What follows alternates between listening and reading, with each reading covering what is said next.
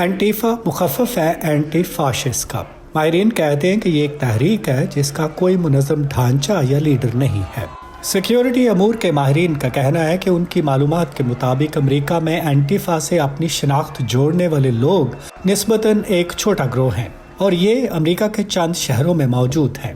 Antifa ranges all the way from non-violent progressives. اینٹیفا ایک طرف عدم تشدد کے حامی ترقی پسندوں کا احاطہ کرتی ہے۔ یہ لوگ امریکہ سمیت دنیا بھر میں نسلی منافرت اور تشدد کے بارے میں گہری تشویش رکھتے ہیں۔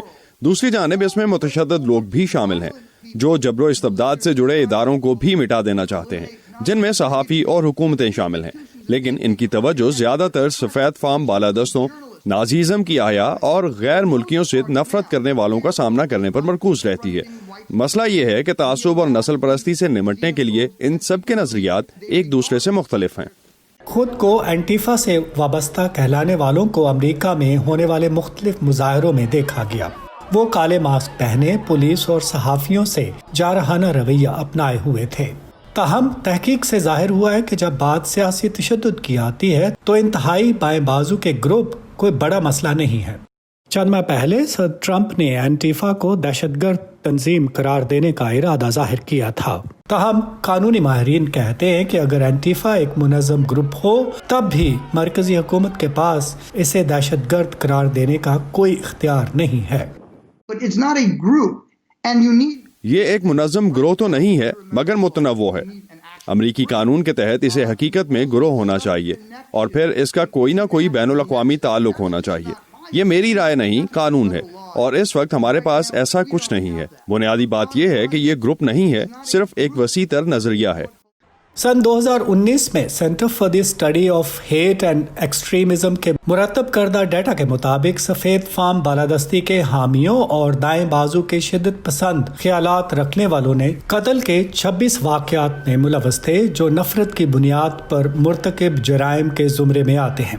ڈیٹا کے مطابق گزشتہ 3 برسوں کے دوران اینٹیفا سے تعلق جوڑنے والے افراد نے ایسے جرائم نہیں کیے۔ I guess in some instances you could call Antifa.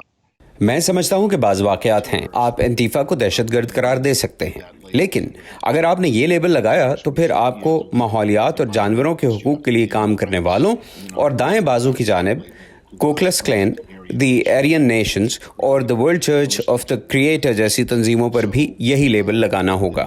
ہمارے پاس مقامی سطح پر منظم دہشت گردی کی کوئی تعریف نہیں ہے۔ دیگر محققین کا کہنا ہے کہ اینٹیفا کو دہشت گرد گروپ قرار دینے سے دائیں اور بائیں بازو کے خیالات کے حامل دیگر گروہ بھی اس زمرے میں آ جائیں گے۔ I'd say Antifa is maybe 1 or 2%. میں کہوں گا کہ انتہائی بائیں بازو کی مخصوص ترقی پسندوں کے مظاہرے میں اینٹیفا شاید 1 سے 2% ہو۔